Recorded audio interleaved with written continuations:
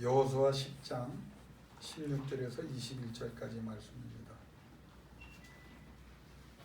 335면에 있습니다. 구약성경 여호수아 10장 16절부터 21절까지.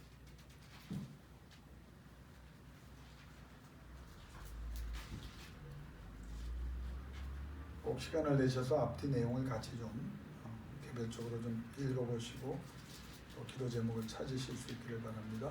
335페이지에 있는 여호수아 10장 16절에서 21절. 제목은 아모리의 모든 왕과 땅을 취하다. 다 찾으셨나요? 네. 우리 21절까지 같이 받들어 봉독합니다. 그 다섯 왕들이 도망하여 막게다의 굴에 숨었더니 어떤 사람이 여호수아에게 고하여 이르되 막게다의 굴에 그 다섯 왕들이 숨은 것을 발견하였나이다 하니 여호수아가 이르되 굴 어귀에 큰 돌을 굴려 막고 사람을 그 곁에 두어 그들을 지키게 하고 너희는 지체하지 말고 너희 대적의 뒤를 따라가 그 후군을 쳐서 그들이 자기들의 성읍에 들어가지 못하게 하라. 너희 하나님 여호와께서 그들을 너희 손에 넘겨주셨느니라 하고 여호수아와 이스라엘 자손이 그들을 크게 살육하고 거의 멸하였고 그 남은 몇 사람은 견고한 성들로 들어간 고로 모든 백성이 평안히 막게다 진영으로 돌아와 여호수아에게 이르렀더니 혀를 놀려 이스라엘 자손을 대드는 자가 없었더라. 아멘. 오늘 그 설교 제목은 여러 가지를 생각했는데 좀 특별하게 정했습니다. 한번 여러분이 따라 하시면 감사하겠습니다. 이 정도면 됐겠지. 이 정도면 됐겠지. 이제 그 주제를 생각하고 우리 말씀을 같이 나누었으면 또 은혜가 될 것 같습니다. 여러분 기도에 관해서는 저하고 우리 집사님이나 우리 권사님들은 벌써 2년여를 같이 말씀을 나눴기 때문에 수없이 강조했기 때문에 아마 기도에 대해서 많은 것들을 아마 깨닫고 또 활용하고 계시다고 믿는데 우리가 양보할 수 없는 것은 기도는 반드시 응답된다. 이거는 양보하면 안 됩니다. 기도는 그건 우리가 그렇게 믿어서 되는 게 아니고요. 하나님이 자기의 명예와 이름을 걸고 선언하셨기 때문입니다. 그래서 기도는 반드시 응답이 된다. 단 세 가지를 여러분이 꼭 기억하라고 그랬죠. 그것은 하나님의 방식으로 응답된다. 두 번째는 하나님이 정하신 때에 응답이 된다. 그리고 세 번째는 하나님께서 주시고자 결정한 것으로 응답이 된다. 이 세 가지입니다.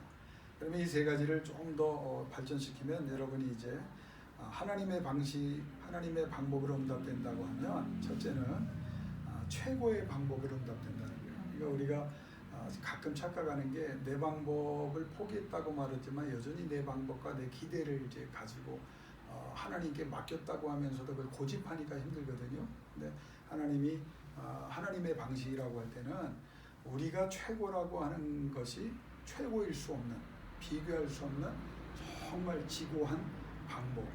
와, 놀라고 감탄하고 영광 돌릴 수밖에 없는 방법이다. 두 번째, 하나님께서 정하신 때라고 할 때는 최고의 때입니다. 우리가 생각할 때 지금이면 좋겠죠. 빨리면 좋겠죠. 근데 여전히 이제 그 생각과 하나님이 주시는 하나님이 정하신 때의 괴리감 때문에 우리가 힘들어하거든요. 그러니까 우리가 기도하면서도 하나님께서 정하신 때는 최고의 때. 그러니까 지금 내가 생각할 때는 뭐 어떤 기한을 정해놓고 뭐 작정을 기도하면서 하나님이 역사할 수 있지만 좀 더 기도에 성숙한 사람은 하나님이 최고의 때를 아신다. 타이밍. 그러니까 이제 저희가 교인들하고도 또 기도 제목을 가져오고 자녀들의 앞길에 대해서 이제 막 이제 논의를 하잖아요. 그러면 자녀들이 지금 어린데 앞으로 굉장히 성장을 해 나가야 됩니다. 지금 막 그냥 막 승승장구하고 그래서 아이들이 이제 그런 것 때문에 또 기뻐하면 저는 역으로 이제 얘기를 합니다. 지금 너무 니들 자만하면 안 된다. 하나님이 은혜 주셔서 이 정도 왔지만 이제 시작하는 거다. 지금 니네들이 있는 그 상황에서 최고가 된다면 뭐 다 끝난 것 같지? 아니야. 앞으로 경쟁자들이 더 많이 나타나고 엄청난 대적들과 너희가 이제 경쟁을 해야 되는데 승패를 가려야 되는데 그때를 대비하고 더 성장하지 않으면 안 돼. 그러니까 그게 무슨 말이냐면 하나님이 최고의 때가 있거든요. 그러니까 여러분 중간에 낙심하거나 좌절하거나 포기하지 마세요. 성경에 뭐라고 말합니까? 너희 때가 아니라 내가 정한 때라고 그래요. 너희 방법이 아니고 내 방법이라고. 너희 생각보다 내 생각이 더 낫다. 그래서 제가 원문 성경에 근거해서 영어로 펴냈죠. 너희 생각보다 내 생각이 더 하이어라는 말을 써요. 비교급으로. 하나님이 한없이 높으신 분이에요. 그러니까 너희가 지금은 힘들고 막 답답한 것 같아도 최고의 때가 온다. 세 번째, 하나님이 정하시고 주시기로 하신 것이라고 한 것은 뭡니까? 최고의 것을 주신다. 그러니까 지금 우리가 받은 것들은 사실 중간중간에 받는 것도 굉장한 은혜지만 사실 하나님께서 결정적으로 주시는 최고의 것이 있어요. 그러니까 그걸 우리가 기대하면서 지금 그걸 만나와 메추라기를 막 먹으면서 광야를 가잖아요. 근데 그거는 과정 중에 하나님이 우리를 이제 성장시키시고 하나님이 공급하시고 하나님이 동행하시는 걸 보여주시면서 우리가 기력이 쇠하지 않도록. 그러나 하나님께서 약속하신 건 뭐예요? 약속의 땅이잖아요. 그러니까 광야에서 만나 메추라기가 좋다고 그것만 먹고 거기서 정착할 생각을 사람들이 안 한다고 하면서도 합니다.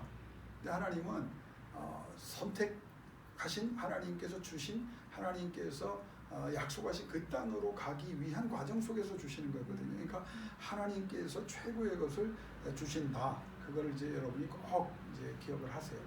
그러면서 저는 오늘 다른 분들과는 조금 다르게, 물론 방송이 나가고 저도 이제 방송 나가는 거 보고 깜짝 놀란 게 몇 사람이나 보겠나, 근데 몇 사람보다 많은 사람이 보더라고요. 그래서 특별히 오늘 또 이렇게 켜주셨기 때문에 제가 네 분을 중심으로 이제 말씀을 나누면서 같이 은혜 받기를 원하는데, 요즘 하나 드는 생각이 뭐냐면, 자, 하나님이 반드시 응답하신다. 근데 내 뜻대로 내 생각대로 내가 정한 때 뭐 이렇게 안 온 것 같아서 힘들 때가 있잖아요. 그게 흔들리면 사실은 이게 신앙이 힘들어지는 거예요. 이거는요, 하나님이 그냥 말씀하셨어요. 하나님이 약속하셨어요. 하나님이 신실하신 하나님이에요. 신실이 뭐라고 그랬죠? 하나님이 거짓말을 못해. 그러니까 자기가 약속하셨으면 반드시 이루셔야 돼. 그 왜 약속의 자녀에게 징계가 왔고 하나님의 사랑의 매가 옵니까? 그 약속을 하나님이 이루셔야 되기 때문이에요. 그러니까 버릴 수가 없는 거예요. 그래서 하나님께서 우리를 이끌어 가시기 위해 이제 간섭하시고 개입하시고 훈련시키시는 거거든요. 그러니까 기도는 반드시 응답이 있다. 그런데 조금 우리가 성장한 신앙인이라면 유념하고 고민될 일이 있어요. 하나님은 그렇게 하시는데 여기까지는 문제가 여러분이 없어야 돼요. 그래 진짜 신앙입니다. 하나님이 응답하시는. 무슨 문제를 우리가 나는 그럼 하나님께 너무 부족하지 않은가? 이걸 해야 돼요. 생각해야 돼요. 다시 말하면 믿음이라고 하는 면에서 내가 하나님의 기대에 미치는 믿음인가? 여러분 이것 때문에 다시는 더 고민을 해야 돼요. 하나님이 원하시는 믿음을 내가 목사지만 하나님이 기대하시는 그 믿음의 수준에 갔는가? 아니거든요. 터무니없거든요.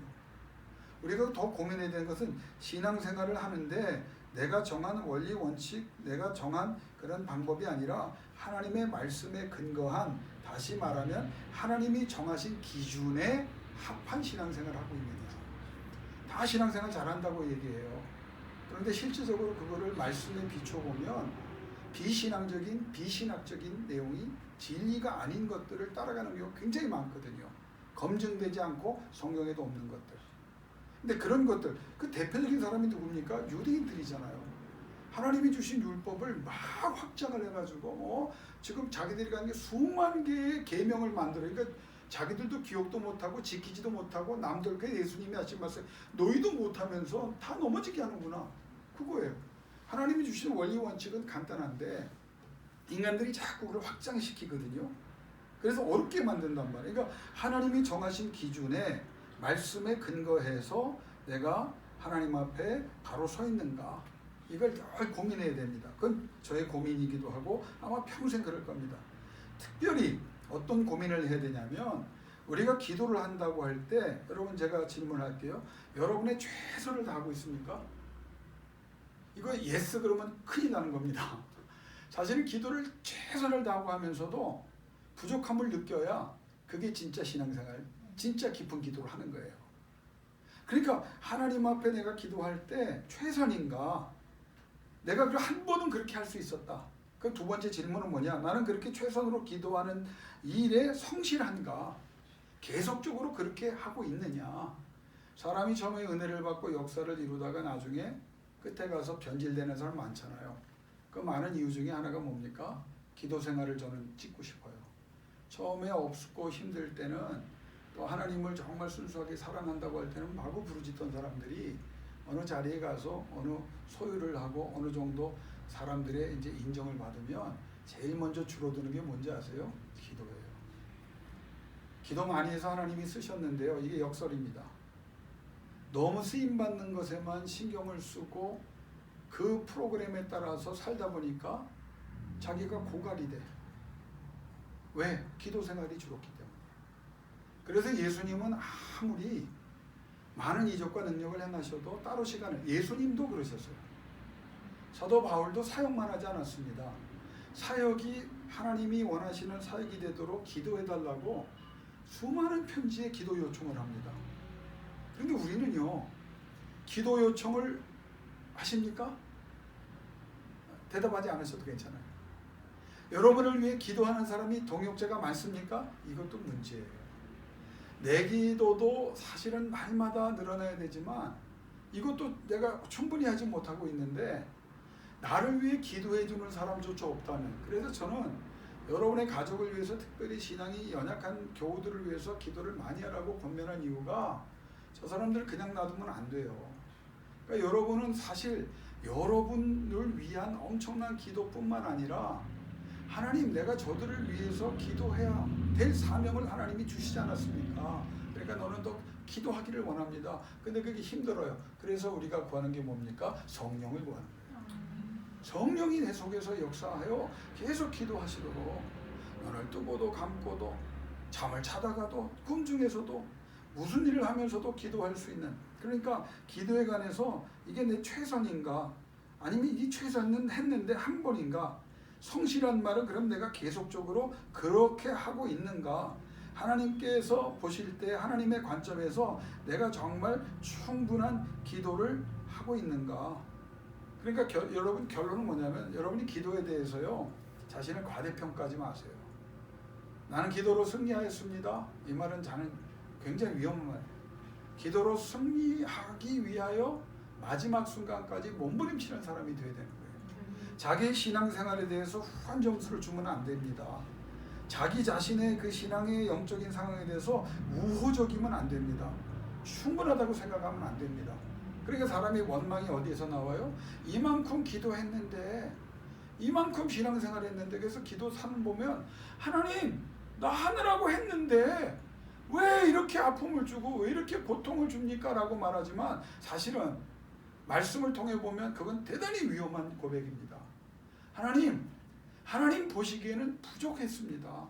지금도 부족합니다. 그런데 제대로 살고 싶고 하나님 은혜로 살고 싶고 하나님 치료 회복을 통해서 하나님 영광 드러내고 보다 나은 하나님께 자랑이 되는 기쁜 사람이 되기를 원해서, 그래서 나는 하나님 몸부림치는 거예요. 그러니 나를 불쌍히 여겨주옵소서. 그 기도가 정상적인 기도지. 내가 이만큼 신앙생활 했는데 내가 이만큼 봉사해, 그런 사람을 목회하면서 많이 40년 동안 많이 만나. 목사님, 나 정말 하나님 앞에 많이 드렸어요.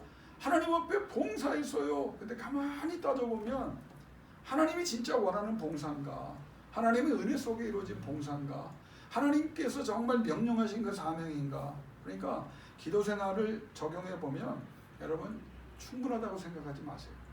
늘 기도하고 여러분 나가면서, 제가 농담으로 가끔 그러잖아요. 3시까지 문 걸어 잠글 테니까 아무도 나가지 말라고 하도들 빨리 가셔가지고. 근데 그렇게 하시고 1시간 하면 여러분 기분이 어때요? 좋죠? 그런데 진짜 깊은 단계에 들어간 우리 신앙의 교회사의 기도의 용사들을 보면요, 눈을 안 뜨고 싶다는 거예요. 왜? 은혜가 좋기도 하지만 또 하나 뭐냐면 할수록 더 기도할 내용도 많고 기도해야 될 대상도 많은데 자기의 기도가 부족하다는 거거든요. 그러니까 눈을 뜨고 그냥 나가서 하는 그 삶에 실수할 확률, 내가 눈 감고 하나님 앞에서 눈을 뜨든 성전에서 엎드려 있는, 그래서 하나님 앞에 죄 짓지 않을 확률을 따져보면 여기가 더 안전하다는 거예요. 그러니까 그만큼 기도에 대해서는 여러분이 더 하나님 앞에 영광. 그래서 제가 지난주와 지지난주 아삽의 시편 73편, 74편을 연달아 제가 설교를 했거든요. 아삽의 73편에 악인에 대해서 힘들어하면서 그 해답을 어디에서 얻었냐? 성전에서 얻었다고 그랬죠. 성전에 들어갈 때, 성전에 들어가니까 하나님이 깨우쳐 주셨어요. 아삽 73편. 그러면서 28절의 해답이 뭐냐? 한번 따라합시다. 하나님께 가까이함이 내게 복이로다. 여러분 복 받길 원하시죠? 그러면 아삽이 뭐냐면 하나님께 가까이 하라는 거예요. 이 복은 모든 것에 대한 응답을 얘기하는 겁니다. 하나님의 간섭과 개혁, 공급하심, 치료하심, 회복하심, 강하게 하심, 지혜롭게 하심, 이게 다 모든 게 다 하나님의 복이잖아요. 그런데 그 복이 어떻게 오냐? 하나님께 가까이 함이. 그걸 아삽이 늘 성전에서 하나님을 찬양하는 찬양대 대장이면서도 그걸 잊어버릴 때가 있었다는 거예요. 이상하지 않느냐? 왜? 시야를 하나님께 두고 살았을 때는, 복 받을 때는 문제가 없었는데 어느 날 그 시야를 세상, 그리고 자기가 어느 정도 됐다고 생각했겠죠. 악인들의 번성함을 보니까 너무 이게 괴리감이 커진 거거든요. 하나님이 선하신 하나님이 왜 이렇게 악한 자들을 병들지도 않고 망하지도 않고 더 따라가는 자들이 많도록 하나님이 방치하시고 죽을 때도 고난도 없느냐. 이 문제를 가지고 이제 시편 73편을 고백했잖아요. 그래서 깨달은 게 뭐죠? 엘로힘의 하나님이었어요. 그걸 성전에서 진짜 정신 차리고 다시 찬양을 하니까 엘로힘의 하나님이 뭡니까? 첫째, 하나님은 선하시다. 그러니까 하나님이 선하신데 내 선을 가지고 함부로 말했구나. 악인을 그냥 두실 리가 없다. 그게 이제 그 시편의 중간. 두 번째는 뭡니까? 전능. 하나님이 전능하신, 엘로힘이 복수형이거든요. 전능하신 하나님이다. 세 번째 뭐였어요? 절대 주권의 하나님. 내가 결정하는 거 아니고 이제 악인들이 지금 잘 되는 것 같지만 끝날은 하나님이 반드시 한다. 그러면 내가 해야 될 일은 뭐냐? 이 하나님께 더 가까이 더 나가면 된다 이거예요. 그러면 세상에서 오는 모든 그 불합리함과 내가 생각했던 그 정의와 공의가 무너지는 것에 악한 자들의 승리함 때문에 힘들어했던데, 왜 나는 하나님 앞에 이렇게 열심히 사는데 여러 가지로 부족하고 연약하고 아프고 상처와 손해가 있고, 저 사람들은 하나님 없는데도 왜 그렇게 생각했던 사람이 아니다. 이거는 내 분야가 아니다. 나는 그 시간에 더 하나님께 나아간다. 하나님께 나아간다. 복 받기 원하십니까? 그러니까 오늘 하나님께 나오셨죠? 그럼 복 받게 돼 있어요. 야, 어머니 왜 이럴까? 점심을 좀 약한 걸 사드려 그러나? 다시. 하나님 앞에 복 받기를 원하십니까? 더 가까이 나오십시오. 그럼 그 복은 비례하는 거예요. 근데 이 가까이 함이라고 하는 게 뭐냐면 니어로. 그러니까 원문은 이제 비교국으로도 가능합니다. 그 말은 뭐냐면 무한한 세계예요. 홍 집사님이, 권 집사님이, 우리 사랑하는 자매님이, 우리 고 권사님이, 나와 아내가 지금 6명이 나와 있단 말이에요. 하나님께 가까이 나왔어요. 그러니까 거리상으로 가까이 나온 거예요. 마음으로도 가까이 나온 거예요. 자, 나왔어요. 하나님 복을 주세요. 그런데도 똑같이 복 받는 거 아니에요. 기도와 말씀을 통해서, 예배를 통해서, 헌신을 통해서 하나님께 더 가까이 나가는 사람에게 하나님 복을 주는 겁니다. 그러니까 이 가까이라는 것도 무한 개념이고요. 복이라는 것도 무한 개념이에요. 그러니까 무한의 복을 하나님이 약속하셨는데 그 무한의 복이, 더 큰 복이, 더 신령한 복이 어떻게 나타나느냐? 더 가까이 나가는 자에게 주어진다는 거예요. 그게 이제 시편 70편. 그럼 74편은 37편 4절을 제가 또 우리 교우들과 나누는데 한번 따라합시다. 여호와를 기뻐하라. 저가 내 마음의 소원을 이루어 주리라. 우리의 마음의 소원이 있잖아요. 이걸 이루기를 원하시죠. 근데 이루어주는 분은 누구라는 거예요? 하나님이에요. 근데 그 이루어주시는 하나님을 만나는 그 하나의 비결이 뭐냐? 여호와를 기뻐하라예요. 여호와를 기뻐하라. 여호와를 기뻐하고 여호와를 찬양하고 여호와 앞에 나와서, 여러분 끌려 나왔어요? 그냥 뭐 따지러 나왔어요? 아니면 그냥 하나님 사랑해서 나왔어요? 그럼 얘기 끝났네. 하나님 기뻐해서 나온 거예요. 기뻐하는 사람이 예배 나오죠. 하나님 앞에 온전하게 기뻐하는 거예요. 그러면 하나님이 어떻게?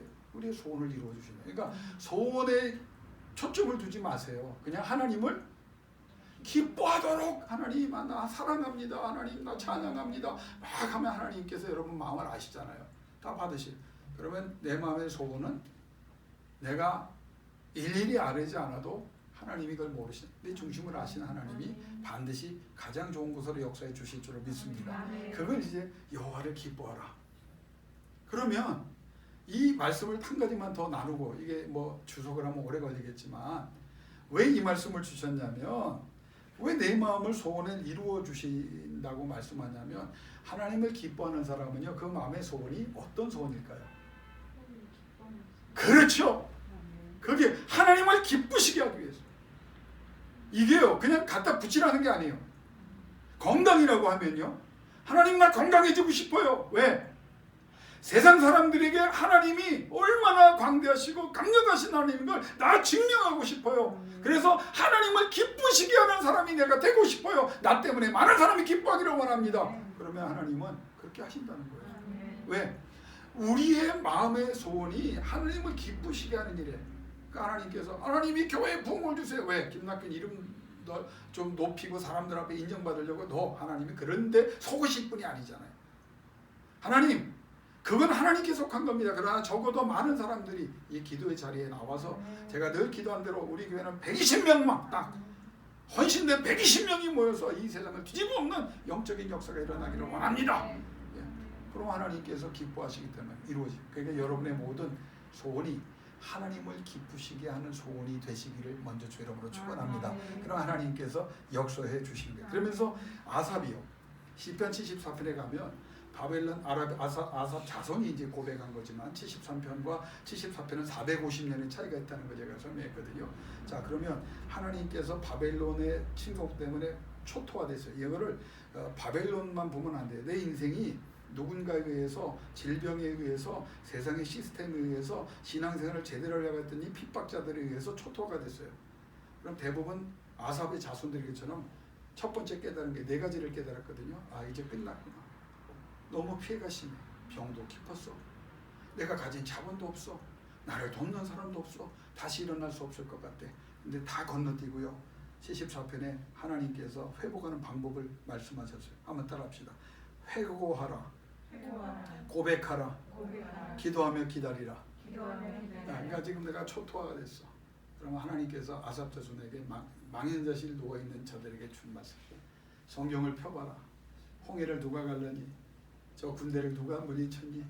너희들이 광야에서 굶어 죽지 않고 말라 죽지 않게 누구니? 근데 그쪽에서 병들어 죽지 않도록 내가 역사했지 않니? 내가 반석에서 샘물나게 하지 않았느냐? 내가 너희를 위해서 이런 기적도 행했는데 그걸 기억해라. 나는 그 하나님이다. 그러면서 두 번째는 뭘 말합니까? 그거를 머릿속에만 기억하지 말고 그 하나님이 내 하나님이시고 그 역사를 나에게도 이루어 주실 줄로 믿습니다. 그걸 고백하라는 거예요. 그리고 세 번째는 기대하고 기도하라는 거예요. 하나님, 그럼 그 하나님을 내가 이렇게 고백했습니다. 그 하나님께서 역사해 주실 줄로 믿습니다. 그랬더니 하나님께서 그에게 깨우침을 주시면서 주신 말씀 한번 따라합니다. 하나님은 예로부터 나의 왕이시라 사람에게 구원을 베푸셨나이다. 완전히 무너지고 영육간에 무너지고 소유가 무너지고 미래가 무너지고 모든 희망이 무너진 그 백성들 아삽의 후손들에게 하나님이 깨우침을 주시는 거예요. 하나님은 예로부터 나의 왕이시라 사람에게 구원을 그러니까 그 구원은 누구로부터 아무리 망하고 끝난 것 같아도 하나님이 구원하신다. 그러시면서 주신 말씀이 나예로부터 나의 왕이라. 이건 네 가지를 말해요. 첫째는 나는 하나님께 예속된 인물이란 걸 하나님 말씀해요. 너는 누구에게 속했다? 나한테 속했다는 거야. 하나님이 너 나한테 속했다. 왜 그거 잊어버리느냐? 환경이 중요하지 않다. 네 마음이 중요한 거다.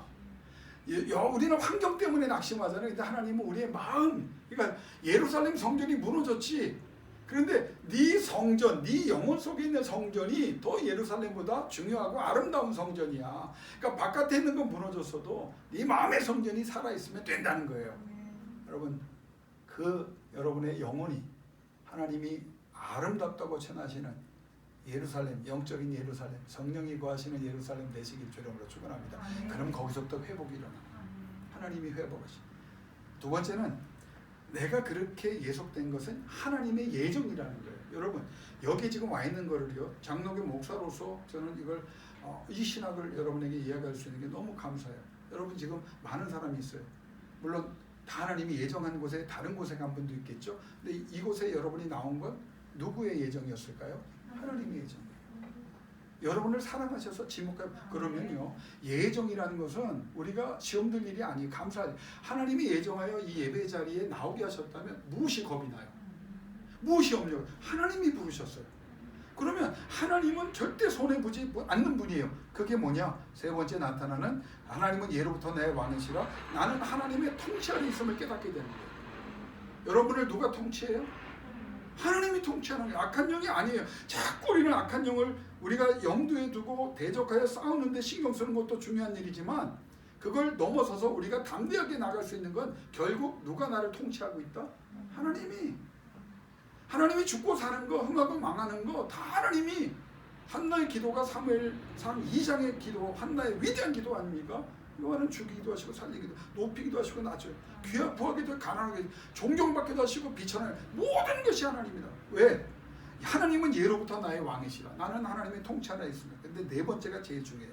따라서 왕이신, 나를 예속시키신, 나를 선택하신, 나를 통치하고 계신 하나님은 그러면 나를 회복시키고 나를 통해 영광을 거두실 의무가 있다는 겁니다. 이 고백이 아사랴 시편의 74편의 12절의 고백이에요. 할렐루야. 하나님은 권능을 가지신 분인데 의무도 갖고 계십니다. 여러분을 책임지십니다. 하나님이 원하는 그 방법으로 이끌어 가실 줄로 믿습니다. 그러면서 이제 결론을 내릴게요.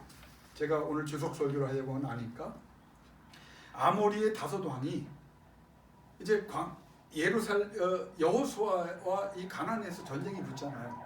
기본 백속 때문에. 집에 가서 이건 읽어보세요. 그래서 하나님이 우박을 때려가지고 하나님이 싸워버려. 왜? 하나님께서 말씀한. 그러니까 여호수아가 할 게 없었어. 하나님이 다 이미 우박에 맞아 죽은 자가 더 많아. 전쟁에 죽은 자보다. 그래서 아모리 그 5개 부족 왕이 연합 전쟁을 일으켰는데 막게다 굴 석함에 들어가요. 스스로. 여러분 왕 5명이 왕의 저기 굴에 들어갔어요. 그 막힌 굴이야. 바깥에만 딱. 그래서 여호수아가 밖에 파수꾼을 세워 끝난 거죠. 여러분 이 구절이요, 굉장히 중요한 말씀을 줍니다. 승패가 끝난 것 같죠. 근데 여호수아는 거기에 멈추지 않습니다. 군사를 풀어서 다 가두어 지키게 할 뿐이 아니라 왕들을 잡은 것으로 끝내지 않고 전투를 마무리합니다. 군사를 파견하여 완전한 승리를 쟁취할 때까지 이 전쟁을 계속합니다. 주신 기회다. 놓치지 않습니다. 주신 명령을 온전히 이룹니다. 마침표가 찍힐 때까지 최선을 다합니다. 그리고 자기들의 승리를 넘어서 하나님의 승리를 얘기하고 함부로 입을 열어 떠들지 못하도록 완벽한 승리. 이걸 한마디로 말하면 최후의 승리거든요. 근데 왜 제목을 제가 이 정도면 됐겠지라고 정했냐면 우리의 실수가 여기 있어요. 이 정도 신앙생활을 했고 이 정도 기도했으면 됐겠지. 아닙니다. 최후의 승리는요, 빨리 한번 제가 정리를 해볼까요? 완전한 승리를 말합니다. 어느 정도 승리했다고 많은 사람이 중간에, 아까 제가 두 분 오시기 전에 두 분에게 먼저 얘기했어요. 많은 사람이 어디에서 무너진다고요? 아직 끝까지 안 갔는데 거기서 멈추는 거예요, 기도를. 여러분 기도도 내가 생각할 때 응답이 됐다고 여러분 그거 다시 확인하십시오. 그게 응답의 하나님의 마침표였습니까? 아니면 하나님이 이제 시작하셔서 더 큰 승리를 주시려고 하는데 스스로 만족하여 거기에 도장을, 사울왕이 그래서 죽은 거예요. 그래서 버림받은 거예요. 여호수아를 통해서 하나님이 이 아모리 5왕을 통해 주신 그 교훈은 뭐냐면 이 정도면 됐겠지, 왕들을 가뒀으니 끝났겠지, 아니라는 거예요. 하나님은 뭐라고 말씀하셨습니까? 아모리 족속을 다 진멸할 때까지 싸워라! 라고 말씀했어요. 우리의 칼을 미리 가두지 말라. 우리의 기도를 멈추지 말라는 거예요. 초대교회가 왜 위대한 교회입니까? 따라합시다. 과하게 기도했다. 여러분 자기들에게 박하게 점수를 주면서 과하게 기도합니다. 이 사람들은 응답이 왔는데도 고만하라고 증표를 베드로를 보내주실 때까지 기도하는 사람들이에요.